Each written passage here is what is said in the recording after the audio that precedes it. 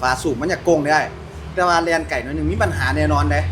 เฮ็ดรถเปลี่ยนรถน้องเปลี่ยนรถก็สิไปเปลี่ยนไปแปลงอีหยังมันได้แล้วน้องบ่ต้องเปลี่ยนต้องแปลงอีหยังล่ะได้ละบ่แปลงเอาเจ้าเข้ามาให้หยังนี่นะเท่าเอ้ยรถมันดังเนาะเขาให้สร้างเขากวดเบิ่งรถมันขี่ได้อยู่เจ้าเจียวเข้ามาเฮ็ดหยังก็ยังว่าให้เขาเสกเขาเบิ่งแล้วรถมันดังปานนี้นะโอ้ยเจ้าก็ได้เนาะดังมันก็ยังขี่ได้อยู่ได้เฮ็ดได้ไดซะนะ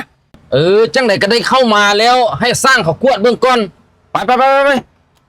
อุ้ยเจ้านี่ก็ได้เนาะจักสิมาจอดเฮ็ดหยังจักสิลงเฮ็ดหยังดุ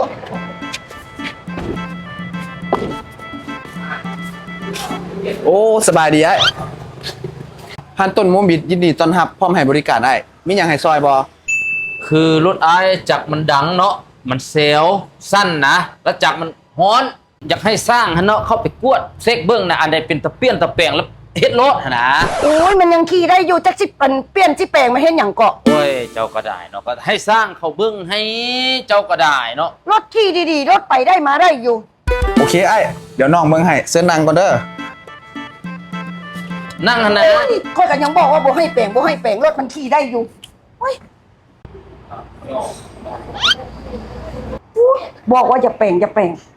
โอ้ยเจ้าก็ได้เท่าเอ้ยได้มาแล้วก็ให้เขาเบิ่งให้จักสิจ้วมเม็ดอะเด้อก็มันยังขี่ได้อยู่เนาะเป้าแล้วก็บ่ฟังไอ้น้องเช็คให้เด้อหูอากาศมันละว่ะแล้วมันเป็นอะเด้อเนี่ยพยาธิของมันนะคือหนึ่งนี่หมอน้ำหัวไอ้บางเทื่อนี่อาจจะได้เปลี่ยนหมอน้ำแม่นวะ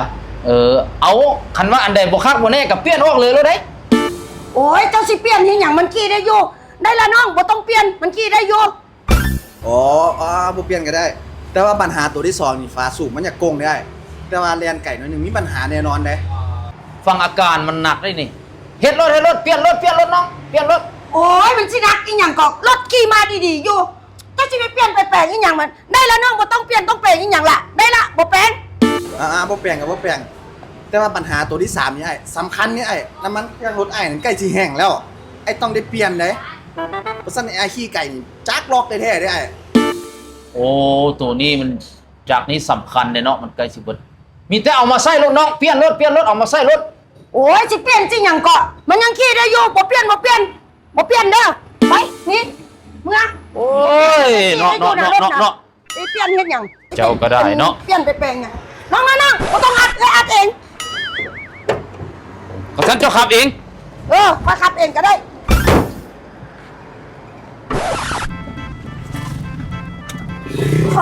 เรารถเป็นนี่อย่างเรามันคือเป็นอย่างนี้คือมอดเดี๋ยวนี้นี่ความร้อนขึ้นนี่คอยเบื้องนี่เห็นป่ะโอ้ไม่อย่างคือเป็นอย่างนี้บาทนี่เจ้าลองไปเปิดฝานกระโปรงหน้าลองมึงดู